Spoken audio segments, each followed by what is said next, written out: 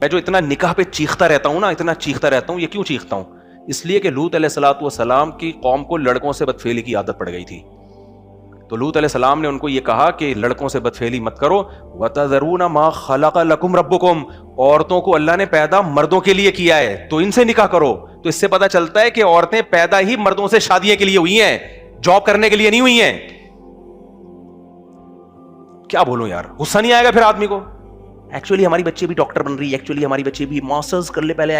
ایک ابے بھائی، اس کو اللہ نے شوہر کے لیے بنایا ہے، یہ اس کی نیچر ہے، اس کی فطرت ہے. جس کو جس کام کے لیے بنایا ہو اس کا اس کام میں لگنا صحیح ہے یا نہیں ہے؟ کیا خیال ہے؟ جو کام اس کا تھا، گھر بسائے، اولاد دے، پھر بڑھاپے میں یا جوانی میں بھی عیاشی کرے شوہر کی آمدن پہ.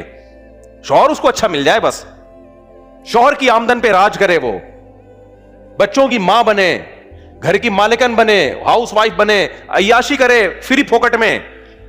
وہ زندگی اس سے چھین لی؟ نہیں، فری پھوکٹ میں نہیں. تمہارا اور جب نعرے کیسے غلیظ لگا دیے. او بھائی، کمانا حق نہیں ہوتا، کمانا ذمہ داری ہوتی ہے. یہ پاگلوں والی دلیل ایسے ہے کہ ایک مرد ہے اور ایک عورت ہے، ٹھیک ہے نا؟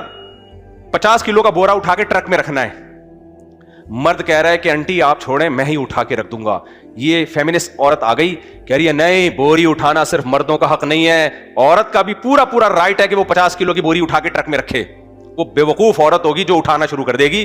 وہ کہے گی بھائی اگر یہ حق تھوڑی ہے، یہ تو ذمہ داری ہے بوجھ اٹھانا. اگر ایک مرد مجھے ایسا مل گیا ہے جو اپنا 50 کلو کا بورا بھی اٹھا کے رکھ رہا ہے اور میرا بھی 50 کلو کا بورا وہی اٹھا کے رکھ رہا ہے، تو میں اس حق سے کیوں دستبردار ہوں بھائی؟ یہ تو میں تو فری پھوکٹ میں مجھے حق مل رہا ہے.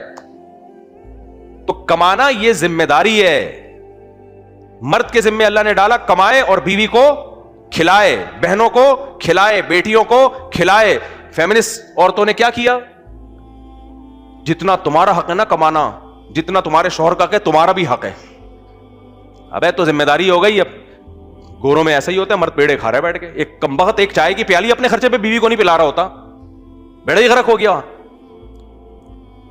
تو یہ ہے پاگل. قرآن کے الفاظ دیکھو کہ بما انفقوا من اموالہم، کیا ہے؟ وبما انفقوا من اموالہم وعلی المولود لہ رزقہن وکسوتہن بالمعروف. سارا نان نفقہ خرچہ پانی اللہ نے عورت کا کس پہ ڈالا ہے؟ شوہر کے کندھوں پہ ڈالا ہے. فقہا جب نان نفقے کی تفصیل بیان کرتے ہیں نا تو کہیں بھی عورت پہ ذمہ داری نہیں آ رہی. ماں کی ذمہ داری آپ کے باپ پر، وہ بوڑھا ہو جائے تو بیٹوں پر. بہنوں کی ذمہ داری بھائیوں پر، شادی ہو جائے تو شوہر پر. بیٹیوں کی ذمہ داری باپ پر، شادی ہو جائے تو شوہر پر.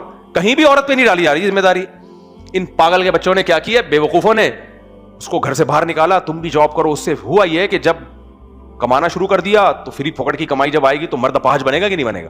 تو شروع میں تو یہ ہوتا ہے کہ چلو دونوں مل کے کمائیں گے، لیکن 20 30 40 سال کے بعد ہوگا صرف تو ہی کمائے گی، میں بیٹھ کے پیڑے کھاؤں گا. ایسے ملک بھی وجود میں آ گئے ہیں، عورت کما رہی ہے، مرد بیٹھ کے کیا کر رہا ہے؟